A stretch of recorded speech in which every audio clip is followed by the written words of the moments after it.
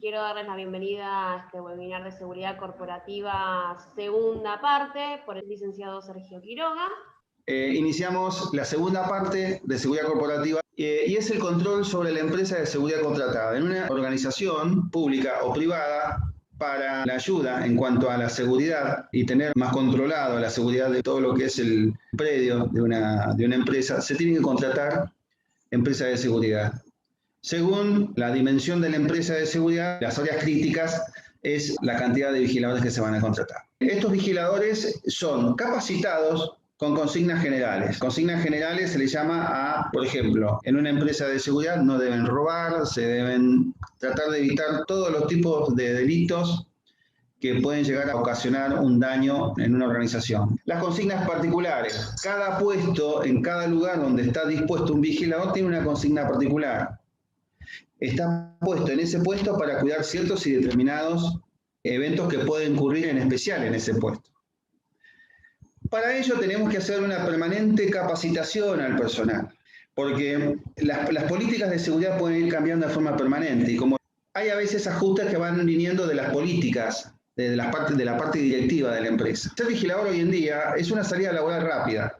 El vigilador ha cambiado en cuanto a cómo se va cumplimentando sus funciones, porque viene de algunos estratos que son originados por la necesidad de trabajar. A los vigiladores también hay que darles la capacitación de acuerdo al cumplimiento del contrato de la ley 12.297, que es la ley de seguridad en la provincia de Buenos Aires, la 12.297 en provincia de Buenos Aires y la 19.30, que es la de Capital Federal. Y cuando surge una actividad que está en duda con respecto a la ley 12.297, tenemos que solicitar soporte legales al área de legales en caso de dudas. ¿Por qué? Porque a veces los directivos que están a cargo de la seguridad dan directivas que un vigilador no puede cumplimentar. Por ejemplo, que salga a la vía pública y dirija el tránsito para que se ingresen los vehículos de los empleados en forma ordenada. Y en la vía pública el vigilador no tiene que estar. En la vía pública el único que puede estar haciendo eso es el personal de tránsito municipal o, en su caso, la policía. Hay algunas tensiones que a veces se producen y tenemos que tener el soporte legal para hacerle entender al directivo que está ordenando esa directiva que no se puede complementar, que no es así. Y también desde el área de la jefatura de seguridad o la gerencia de seguridad también se confeccionan los pliegos de condiciones, se llama, en caso de nuevas contrataciones temporales. Las empresas de seguridad privada tienen un lapso de contrato de 2 años y antes de esos 2 años ya se empiezan a hacer nuevos pliegos que después se van a dar a licitación.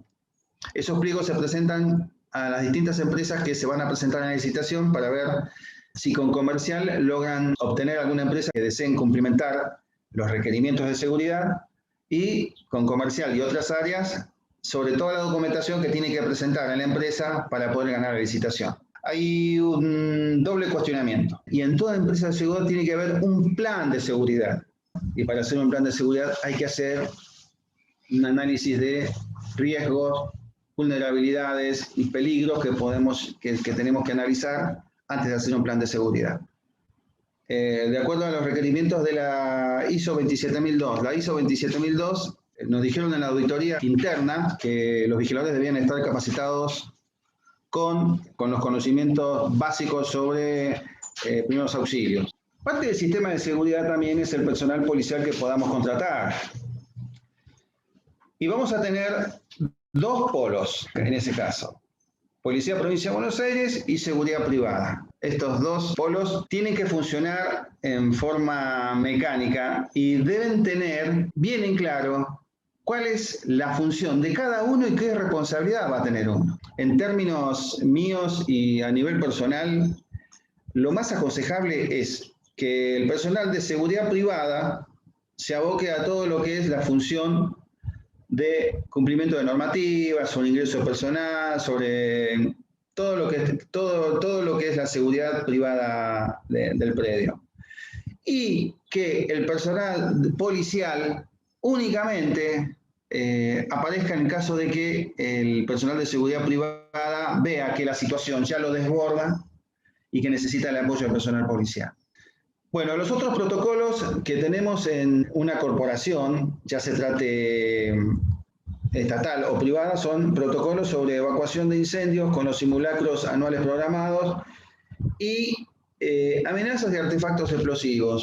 Y en su momento me pregunté, ¿qué pasa si recibimos un llamado telefónico donde nos están diciendo de que hay un artefacto explosivo? Bueno, esa inquietud la llevé a la parte directiva de la empresa y me dijeron, bueno, diseñate un protocolo. El requerimiento de un directivo es un requerimiento, un diseño de lo que va a ser la directiva, lo que se tiene que cumplimentar. Siempre y cuando sea factible, y si no es factible el requerimiento, hay que hacerle un cambio de condiciones. Un diseño, un desarrollo, la comunicación a todo el personal, porque todos se tienen que hacer partícipe de las nuevas directivas de seguridad, porque es importantísimo que el empleado participe. La ejecución, la puesta en ejecución, después se le va haciendo un control, un seguimiento, vamos viendo qué respuesta tenemos, el feedback, y si no dan los resultados que nosotros esperábamos, hacemos un ajuste, y ese ajuste se va a transformar en un nuevo requerimiento, y así, sucesivamente. Bueno, ¿qué es un plan de seguridad? Un plan de seguridad ayuda a disminuir las vulnerabilidades e incrementar las capacidades para dar respuestas a las amenazas o reducir su probabilidad, reduciendo así el riesgo. Es preferible tener un plan de seguridad sencillo para implementar en vez de un plan complejo que seguramente no ejecutarán. Un buen análisis de riesgo lleva a la identificación de las principales amenazas, vulnerabilidades y capacidades para asignar prioridades en el plan de seguridad. O sea, si vamos a tener que afrontar una emergencia, debemos tener por lo menos el conocimiento básico de decir qué hacer y cómo hacerlo. Para hacer un plan de seguridad tenemos que saber dónde estamos parados. La sección 1, características del área exterior, tenemos que ver qué topografía tenemos, observar las características o accidentes del terreno en la periferia de una instalación.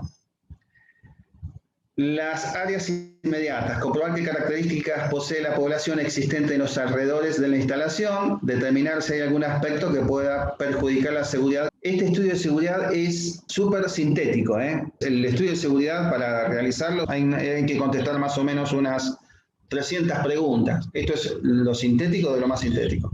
Las zonas críticas, determinar dónde se hacen las zonas críticas, tales como centro de comunicaciones, transformadores de energía eléctrica, depósito de combustibles, aceite y lubricantes.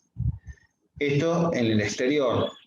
Las características del perímetro, qué barreras tenemos, si tenemos cercas, si tenemos muros, cuántas entradas, también si tenemos sistemas CCTV en el perímetro, qué sistemas de alarmas tenemos.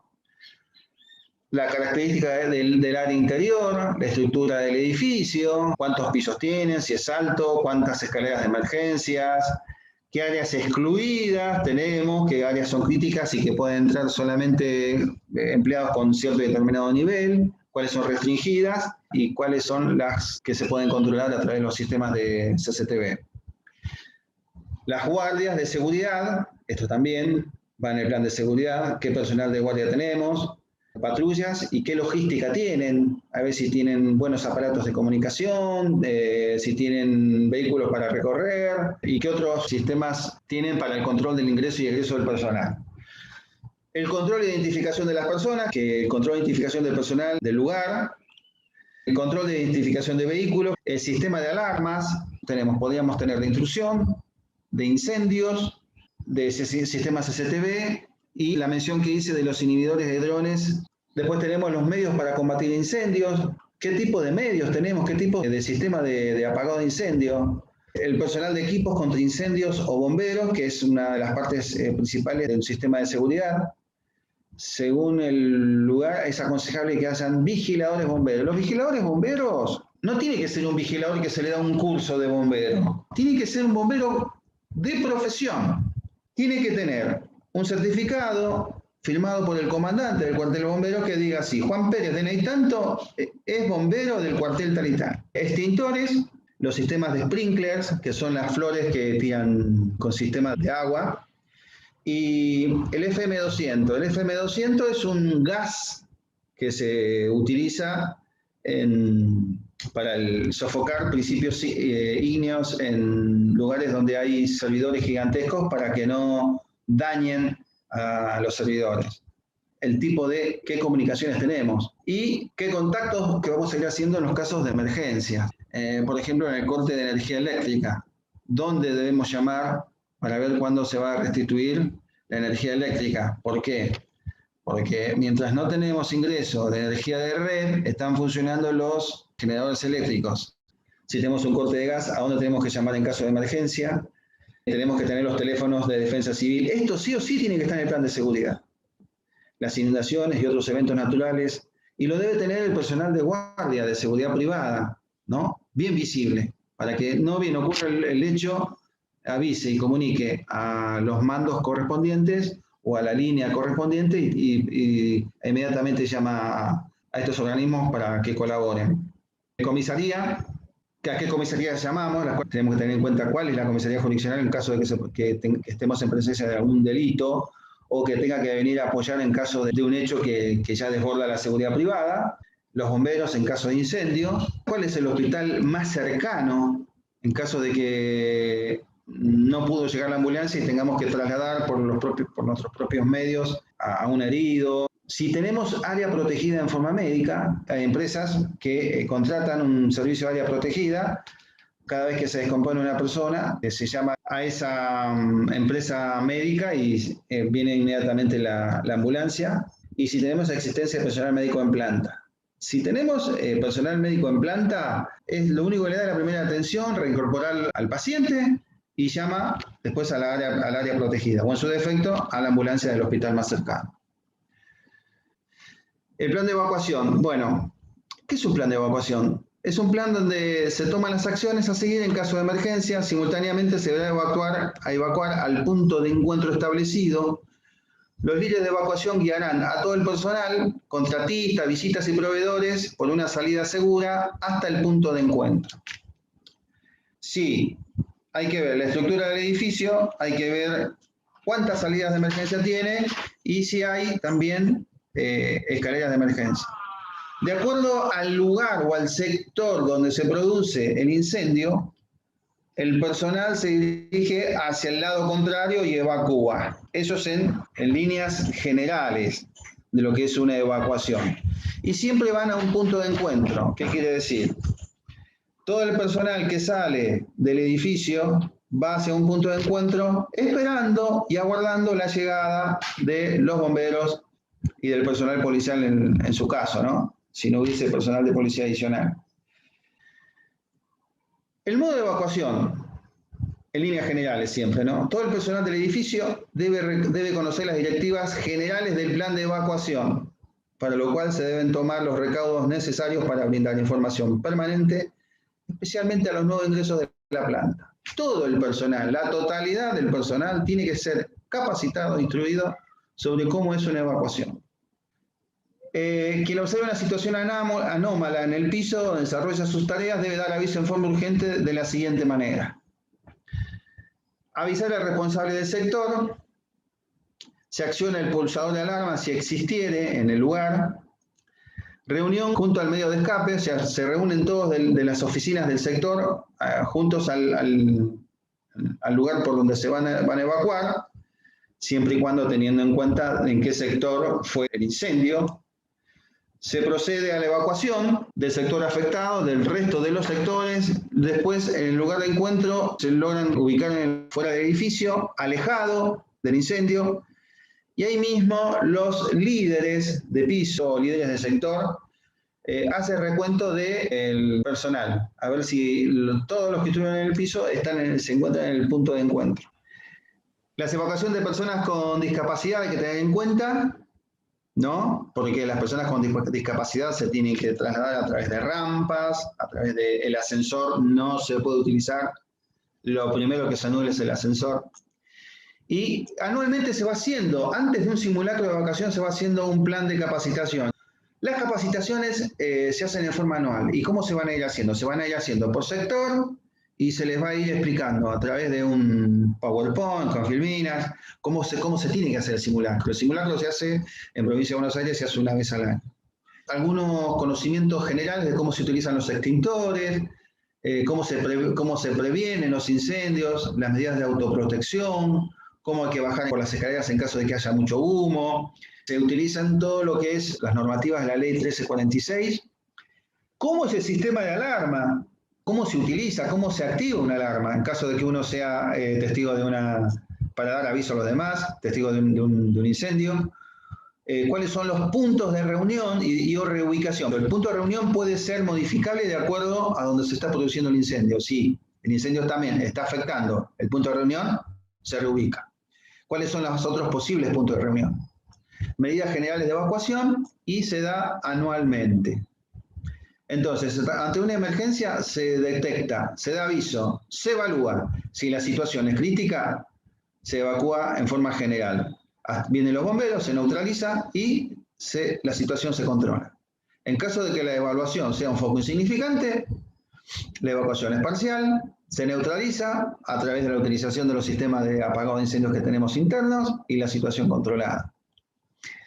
Este es un simulacro de evacuación que hicimos en una de las empresas. Me dijo el gerente, son muy aburridos, dice, los simulacros, dice, vamos a llamar, dice, quiero que sea más dinámico, más llamativo. Bueno, llamamos bomberos, llamamos a la policía, 2 o 3 patrulleros.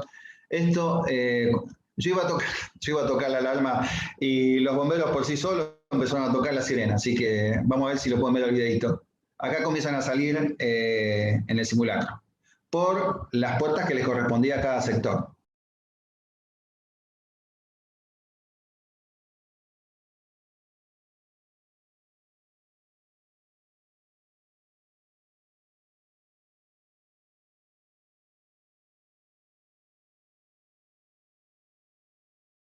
Bueno, esto es una bombero.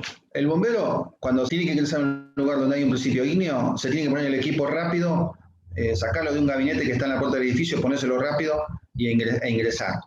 Este es una toma de tiempo a una bombero femenino que practicaba para ponerse el equipo lo más rápido posible para intervenir, ¿no? Vamos a ver el video.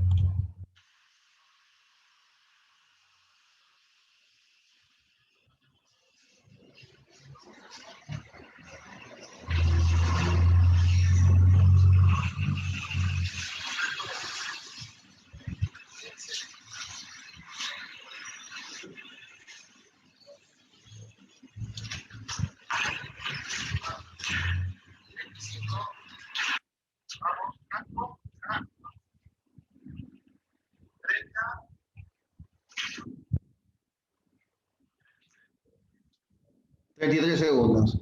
La organización puede tener un helipuerto. También tenemos que capacitar a los vigiladores para que, en caso de que haya un aterrizaje en un helipuerto, ellos puedan sofocar un principio ígneo en caso de un accidente en el aterrizaje.